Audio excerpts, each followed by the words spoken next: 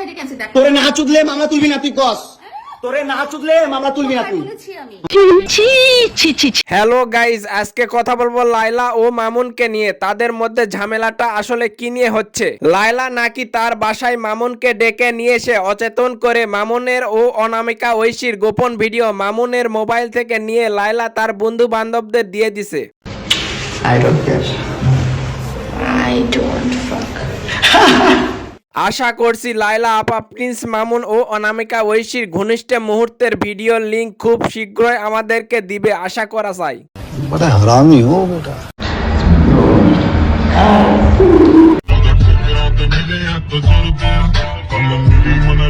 I love you दिल तो पागल। লায়লা নাকি মামুনের উপর 5টা কেস দিয়েছে। লায়লা বলে নাকি মামুনরে তার সাথে শারীরিক সম্পর্ক না করলে এবং তার কথা না শুনলে মামুনরে নাকি জেলের ভাত খাওয়াবে, তাই বলে হুমকি দেয়। নিঃসন্দেহে ঠিক কথা বলেছে। তে আমার মোবাইল থেকে আমার ডাটা ট্রান্সফার কেন করবি তুই জানার বাচ্চা? আমি আমার ফ্রেন্ডের সাথে ঘুরতেই পারি না, স্বাভাবিক। তুই ওই ভিডিও ফটো কেন তুই তোর সাংবাদিক বন্ধুদেরকে দিবি? স্টুপিডের বাচ্চা। গাইস, ভিডিওতে একটা লাইক আর চ্যানেলটাকে সাবস্ক্রাইব করে দিও। দেখা হবে নেক্সট ভিডিওতে। ধন্যবাদ।